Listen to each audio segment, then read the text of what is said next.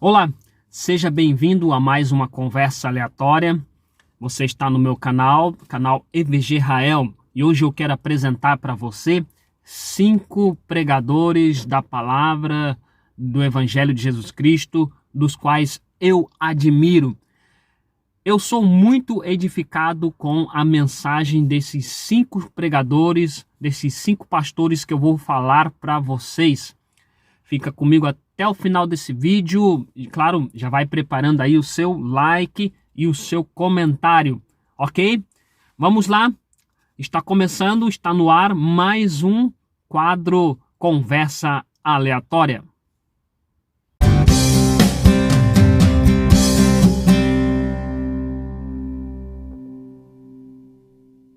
Bom, eu anotei esses 5 pregadores que eu admiro e coloquei na primeira posição aqui Paulo Júnior. Não sei se vocês já escutaram mensagem dele, eu escuto sempre mensagem dele. E eu anotei aqui que Paulo Júnior, ele é escritor, ele é fundador da igreja Aliança do Calvário. A igreja fica em Franca, São Paulo. As influências que pastor Paulo Júnior sempre fala em suas mensagens são as minhas influências. São pessoas que eu gostaria, claro, eu tenho um livro de um só, que é do Charles Spurgeon, mas eu gostaria de ter vários livros dessas pessoas que eu vou falar aqui, que é Leonardo Ravenhill, David Wilkerson, Paul Washer e entre outros do protestantismo. E o Paulo Júnior, ele afirma com clareza que a igreja atual não vive o verdadeiro evangelho de Jesus Cristo. E eu, como evangelista, concordo plenamente com Paulo Júnior, concordo com ele totalmente. Vou deixar para você aí um trechinho da mensagem do pastor Paulo Júnior. Ele ensina em sua exposição do Sermão do Monte que o maior método de evangelismo é o testemunho. Que na Segunda Guerra, os padres católicos, para evangelizar e ganhar os soldados da Segunda Guerra para o catolicismo, sabe o que fazia? Sentava com eles, fumava com eles, o pau comia com eles. Resultado, não ganhar nenhum.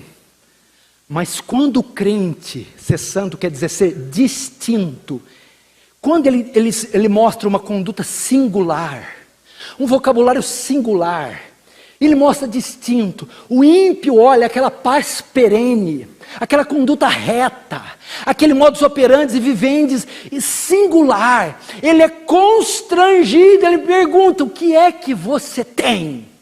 Ele vai dizer: Jesus. Agora quando o ímpio vê essas aberrações com o nome de evangélico na TV, você sabia que o ateísmo cresceu 5% no Brasil esses últimos anos? Sabe por que o ateísmo cresceu? Porque Deus não pode ser visto. Alguém pegou Deus? Alguém viu Deus? Como Deus é visto? Através da igreja.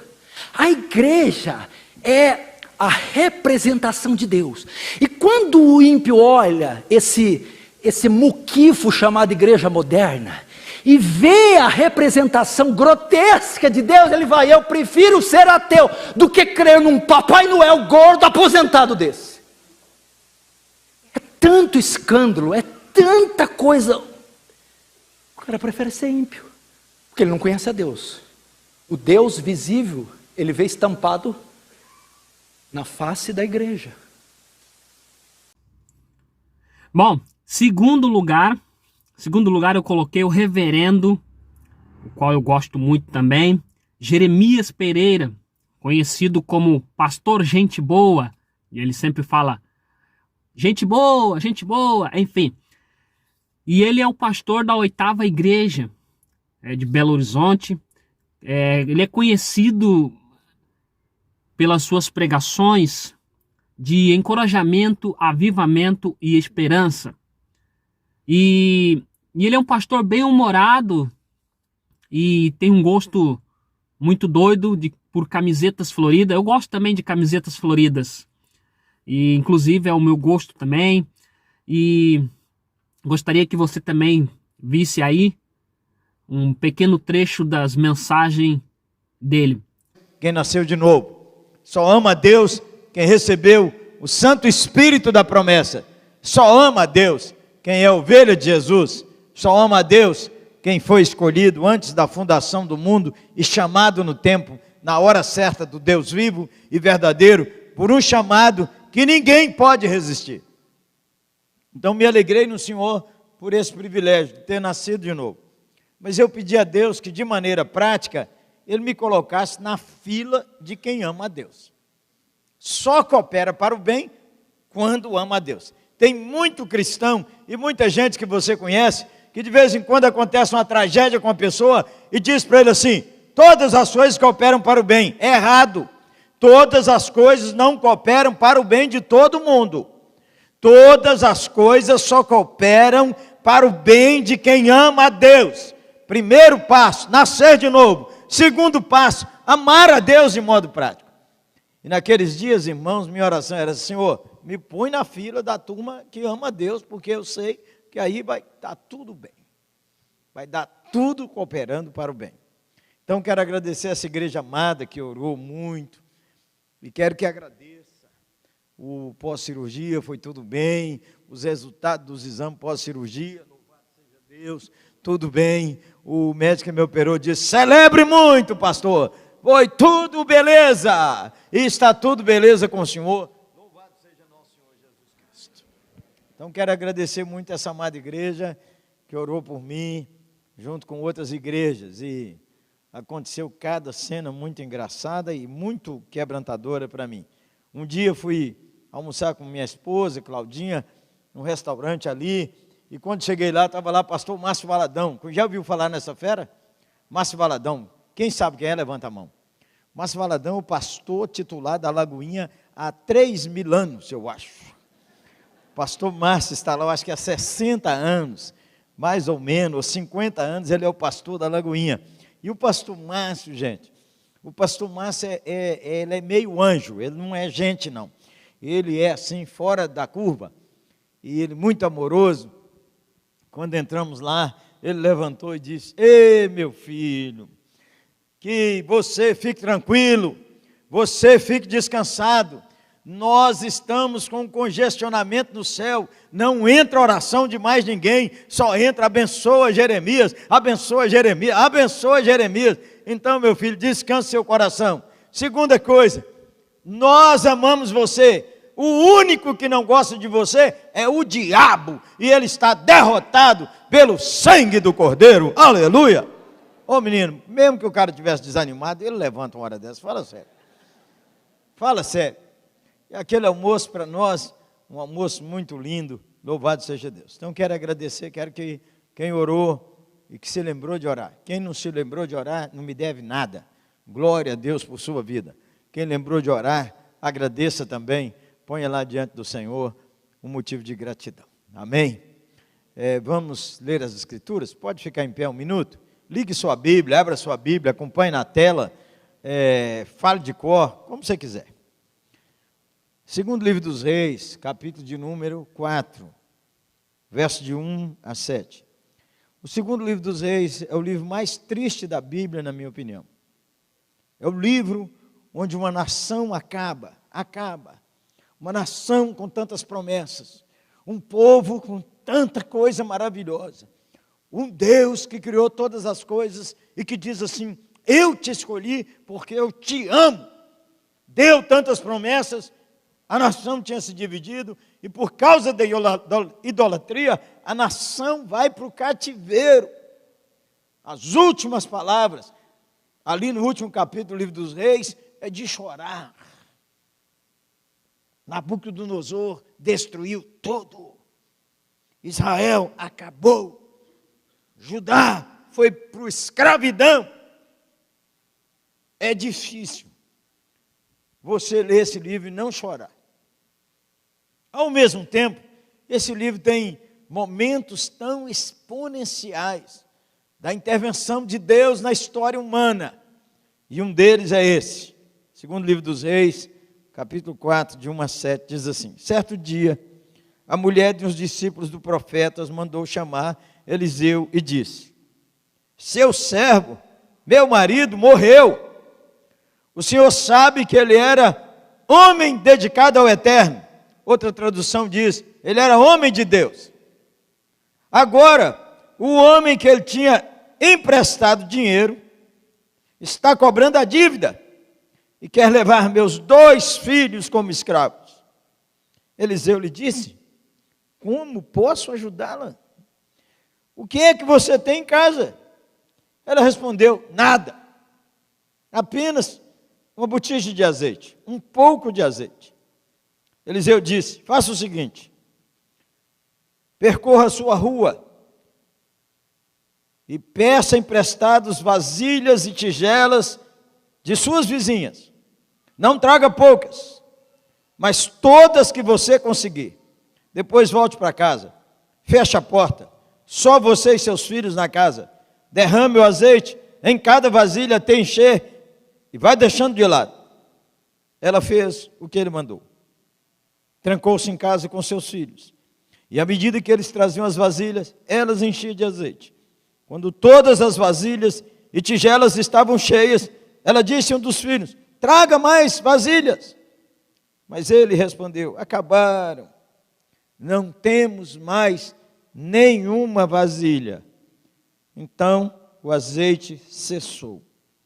Ela foi contar ao homem de Deus o que tinha acontecido. Ele disse: vai, venda o azeite, pague sua dívida. Você e seus filhos poderão viver do resto que sobrar. Vamos sentar, irmãos? Terceiro lugar eu coloquei o pastor Joanribe Pagliarim. O pastor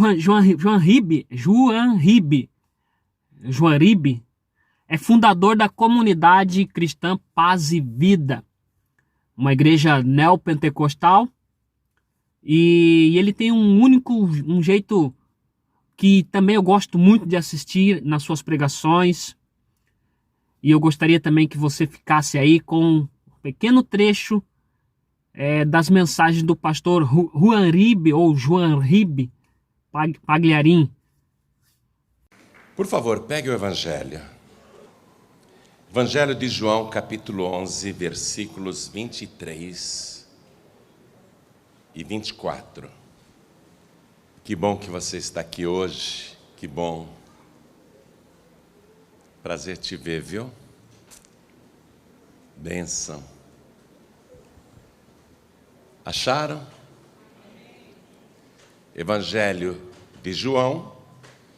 E é um evangelho tão confiável, porque João foi o único dos 12 discípulos de Jesus que seguiu o Senhor desde o primeiro ao último dia. Ele é muito confiável, testemunho ocular.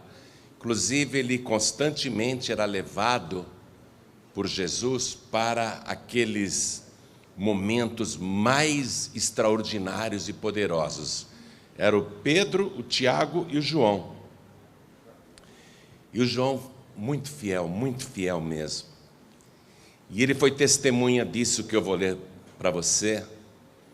E é forte, porque ele relata com uma crueza impressionante.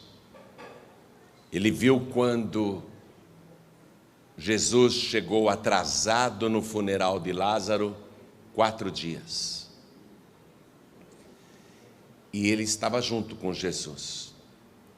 E ele viu quando a irmã mais velha, a Marta, a irmã do defunto, se encontra com Jesus, assim, num lugar mais reservado, porque todo mundo estava à caça de Jesus naquela ocasião, não é?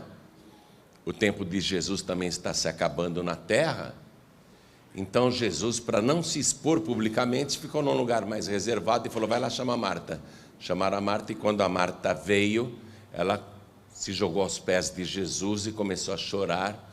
E ela fala: se o Senhor estivesse aqui, o meu irmão não teria morrido. Quer dizer, ela lamenta que Jesus tenha faltado justo naquele momento tão importante, e o irmão dela não escapou da morte. Aí Jesus diz uma coisa que parece para consolar, mas Jesus na verdade está profetizando. Parece que é uma palavra de consolo, mas é uma profecia que Jesus está fazendo. Então, eu vou ler para você o versículo 23.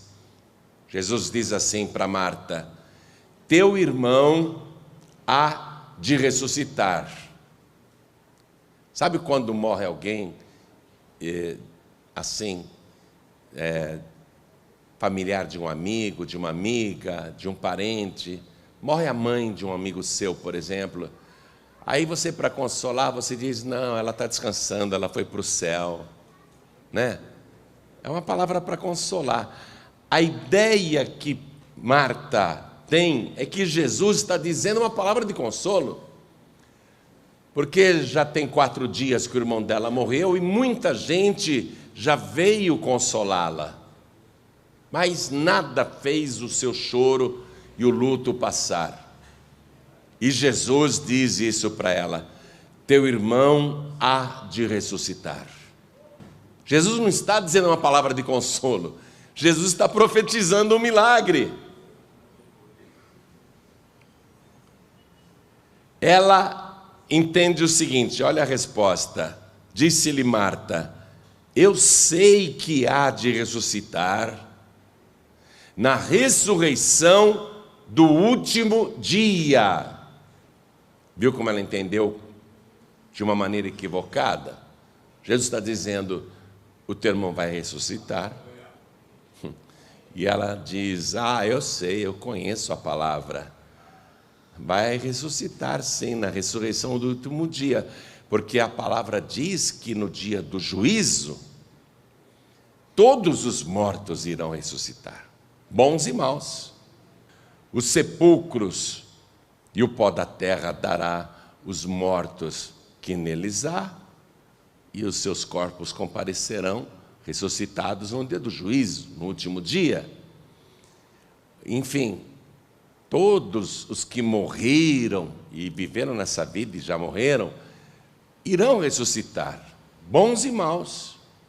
Você vai ver lá, na glória, no dia do juízo, você vai ver personagens que você só ouvia falar. Vai ver o Hitler, o Stalin, vai ver o Tancredo Neves, vai ver os teus antepassados, todo mundo vai ressuscitar, todo mundo, independente de ter sido bom ou mal, para comparecer no último dia. É isso que a Marta sabe. Então, quando Jesus diz, Marta, teu irmão há de ressuscitar, ela entende que é para o futuro. Disse-lhe Marta, eu sei que há de ressuscitar na ressurreição do último dia. Amém? Quem acredita que no último dia todos os mortos ressuscitarão para comparecer no juízo? Lógico, todos nós sabemos disso. Então, eu vou ler de novo a profecia de Jesus que Marta está recebendo como uma palavra de consolo. E vou ler de novo o que a Marta disse para Jesus, porque era o que ela acreditava, e cada pessoa que está comigo aqui na série da Paz e Vida repete em seguida. Vamos lá. Disse-lhe Jesus. Mais alto. Disse-lhe Jesus. Teu irmão há de ressuscitar. Disse-lhe Marta. Eu sei que há de ressuscitar na ressurreição do último dia. Amém? Coisa impressionante. Tem um milagre para acontecer aqui. E a Marta nem imagina o que é. E tem muitos milagres que irão acontecer aqui também. E você está achando que é para depois, para um tempo indeterminado. para um dia futuro. Mas não é isso que Jesus me mandou trazer aqui para você hoje. Jesus vai te surpreender. Ele surpreendeu todo mundo nesse cemitério. Ele vai surpreender todo mundo aqui nessa igreja. Vai surpreender todos que estão assistindo pela TV, pelo youtube.com/joanribe, ouvindo pela rádio. Ele vai te surpreender hoje. Amém? É isso que você quer? É isso que você espera? Para quando você espera? Não é para o último dia, não? Não é para o juízo final só? É isso que nós vamos ver. Então você que crê nesta palavra, desocupe as mãos e vamos dar a melhor salva de palmas para o Evangelho, para a palavra de Jesus. E enquanto você aplaude, glorifique também, porque é muito bom aplaudir e dar glórias. A gente cresce. Vai aplaudindo, abre a boca, olha para o céu e diga: glória, glória, glória ao teu nome, Senhor. Isso, continua. Oh Pai, olha que coisa linda. Em toda parte tem alguém te glorificando agora, te bendizendo, te exaltando. Abre o céu para receber este louvor. E sobre cada uma destas vidas, e também os que estão de longe, derrama sobre cada uma dessas pessoas a tua bênção, a tua virtude, o teu poder. Agora, Pai bendito, a tua palavra vai ser pregada. Vem com teu espírito, tome a boca do pregador, tome os lábios do mensageiro. Envia a tua palavra com poder e autoridade, e que a tua palavra vá, percorra toda a terra e produza o resultado para o qual está sendo mandada. Em nome de Jesus, diga amém, Jesus. Quem tem lugar pode sentar, por favor. Quarto lugar, nas minhas anotações aqui, é o pastor Maurício Fragali. Ele é médico por formação, pastor por vocação e atleta por paixão. Ele se coloca assim. E ele afirma que por muito tempo, entre o jaleco de médico e o terno de pastor, ele se dividiu. E até que chegou um momento em que ele foi liderar uma igreja na África, e foi aí que teve que tomar a decisão e ficar com a vocação de pastor. E ele tomou essa decisão entre a medicina e o pastoreal, né? Maurício Fragali, em 2001, fundou a Igreja Nova, se chama Nova Igreja, e fica localizada no Rio de Janeiro. Fica aí com um pequeno trecho das mensagens do pastor Maurício Fragali. A realidade da cruz. Eu quero responder hoje, começar a tentar responder junto com você, o que realmente aconteceu na cruz do Calvário. Porque quando a gente vê as pessoas comentando sobre a cruz, o mundo, quando olha para a cruz, vê ali apenas eventos externos. Vê ali um cara que de repente foi muito gente boa, mas que não tinha culpa de nada, e que o mundo condenou, um mártir, sofredor, um cara legal, que foi crucificado, que morreu, um hippie, um revolucionário, alguma coisa desse tipo. Mas o que de fato aconteceu na cruz do Calvário? O que de fato aconteceu ali? Primeira coisa que a gente precisa entender é que ali na cruz nós fomos libertos da morte e do medo da morte. Nós somos libertos da morte e do medo da morte. A Bíblia nos fala sobre essa libertação que a gente recebeu em função daquilo que Jesus sofreu na cruz do Calvário. Ele levou sobre si a nossa morte, e ele derrotou a morte, vencendo a morte e trazendo sobre nós libertação não só da morte, mas do medo da morte. Na cruz, a morte encontrou a sua própria morte na vida de Jesus. Quando você olha para o evento da cruz, você começa vendo isso. Gênesis capítulo 8, no versículo 4, fala sobre o final do dilúvio, e diz que no dia 17 do 7º mês, a arca de Noé repousou sobre as montanhas de Ararat. É incrível que a Bíblia dê esse dia e mês exatos, quando outros eventos não são tão precisos assim, mas aqui a Bíblia deu o dia e o mês exato quando a arca de Noé pousou sobre as montanhas de Ararat. Quando você compara os calendários e faz as contas, você vê que esse dia, o dia 17 do mês 7, é o exato dia quando milhares de anos depois Jesus ressuscitou. É exatamente o mesmo dia em que Jesus ressuscitou, o dia 17 do mês 7º. E esses dados não são dados por um acaso. Eles não são colocados por um acaso, porque na verdade a arca aponta para Jesus, e ao pousar sobre o Monte Ararat, ao repousar sobre o Monte Ararat, a gente começa a entender que a história da arca de Noé fala do fim de uma era e o início de uma outra era. Até o dilúvio, o mundo era uma coisa. Depois do dilúvio, o mundo passou a ser uma outra coisa, um novo começo, uma nova era inicia. E a história de Jesus, da morte e da ressurreição de Jesus, também fala do final de uma era e o início de uma nova era. O final do tempo da lei e o início do tempo da graça. O final do tempo dos servos e agora o início do tempo dos filhos. Fala de um novo relacionamento de Deus, fala de uma nova era. 2 Coríntios 5,17 diz: e assim, se alguém está em Cristo, é uma nova criatura. Mas se você ler no grego, isso também poderia ser traduzido: e assim, se alguém está em Cristo, é parte de uma nova criação.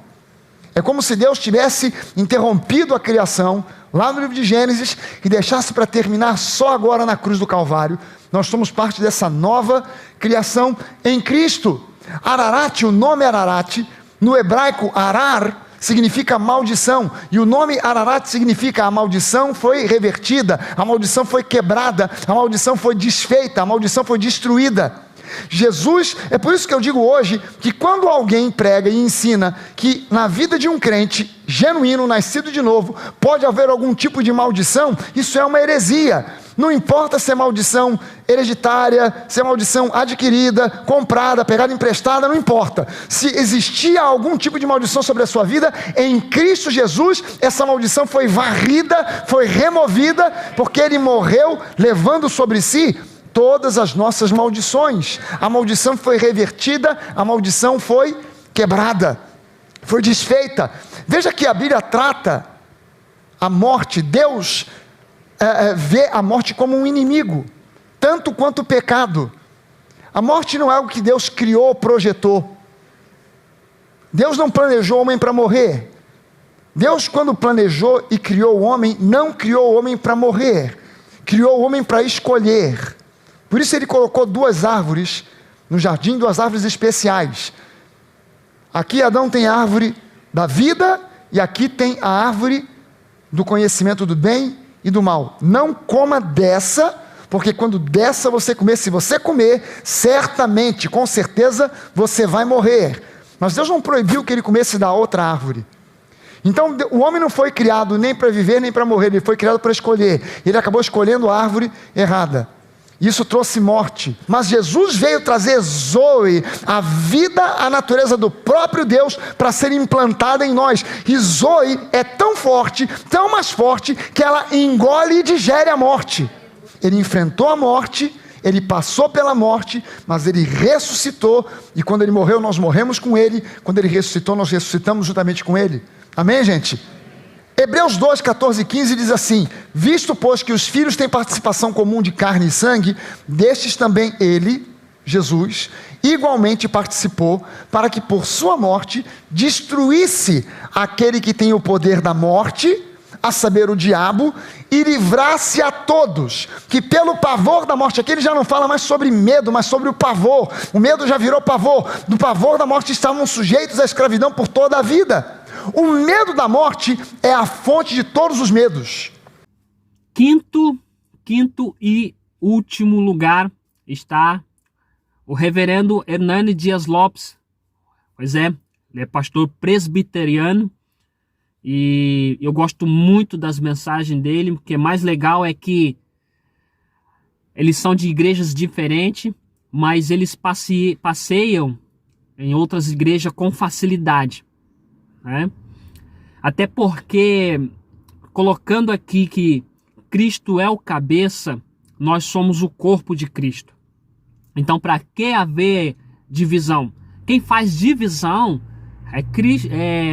é é o ser humano, é o homem, não é Cristo. Quem faz a divisão de um irmão para lá, um irmão para cá, isso é o ser humano, é o homem.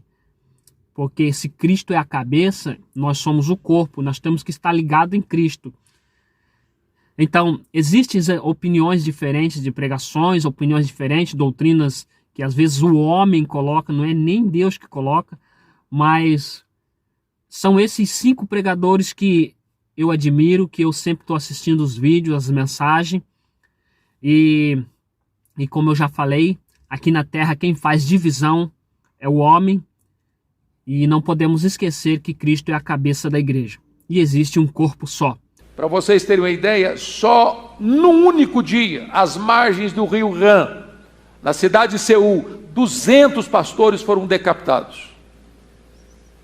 Os crentes eram colocados para dentro dos templos, trancados, e ateavam fogo lá dentro. E os soldados ficavam do lado de fora, com as suas armas pesadas, matando quem tentava fugir. Eles eram apanhados e eram torturados com ferpas de bambu debaixo das unhas. Outros eram colocados assentados e se jogavam uma pedra de 500 quilos sobre as suas pernas. E diante de uma crise dessa, de uma dor dessa, de uma situação adversa dessa, os pastores resolveram fazer um retiro de oração. Coração cheio de dor, cheio de mágoa. O mundo está assistindo esse espetáculo horrendo e não está fazendo nada.